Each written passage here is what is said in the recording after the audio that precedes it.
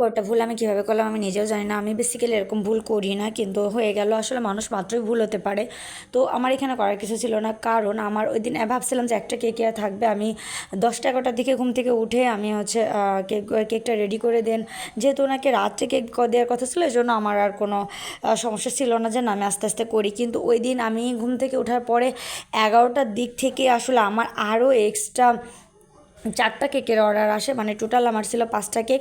Instantly order আসে, মানে একদম সন্ধ্যার ভিতরে দিতে হবে, এবং যারা যে টাইমে দিয়েছিল তারা আরও 2 ঘন্টা টাইমের থেকে আরও 2 ঘন্টা আগে নিয়ে আসে। আর ওই দিন আবার আমার ছিল ক্লাস, মানে সব মিলে আমি মানে পুরো পাগল পাগল হয়ে যাচ্ছিলাম। তো এরকম একটা ভুল আমি বুঝতে পারিনি। আমি এটা বুঝতে পারছিলাম যে আমার আজকে কোনো না কোনো ভুল হবে, যেহেতু প্রত্যেকটা কেক এত তাড়াহুড়া করা হয়েছে এবং এবং দূরে দূরে ডেলিভারি ছিল, প্রত্যেকটা কেক নিয়ে ঝামেলা ছিল। দেন আমার আবার কারেন্ট ওই দিন প্রচুর যাচ্ছিলো, বারবার করে কারেন্ট যাচ্ছিলো। আমার নিজের ক্লাস ছিল, কেকের ক্লাস ছিল, সব মিলে আমি খুবই আসলে টায়ার্ড ফিল করতেছিলাম ওই দিন। তখন আমি বুঝতেছিলাম যে আজকে একটা দুর্ঘটনা ঘটবে।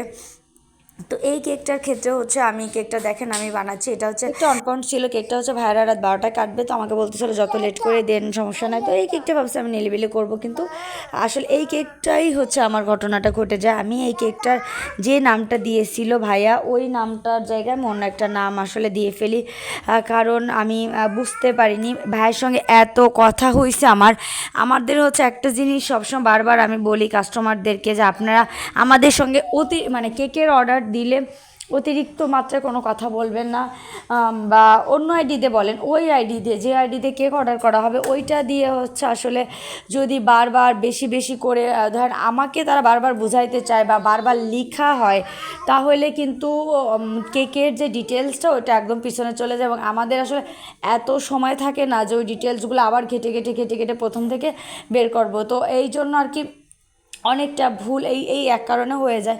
আমি বারবার করে বলি যে আপনারা সীমিত কথায় অল্প কথায় আপনারা একটা ডেলিভারি অর্ডারটা কনফার্ম করবেন অল্প কথার ভিতরে, না হলে কিন্তু আমাদের ভুল হওয়ার সম্ভাবনা অনেক বেশি থাকবে। তো যে ভাবা সেই কাজ। আসলে এই কেকটার ক্ষেত্রে এরকম হয়েছে। কেকটা বললাম না 1 পাউন্ড ভ্যানিলা ছিল, আর এখানে একটা ক্যামেরা থিম কেক দেওয়ার কথা ছিল। তো আমি ঠিক সেভাবেই করি, কিন্তু কেকটার নামটা ভুল করে ফেলি।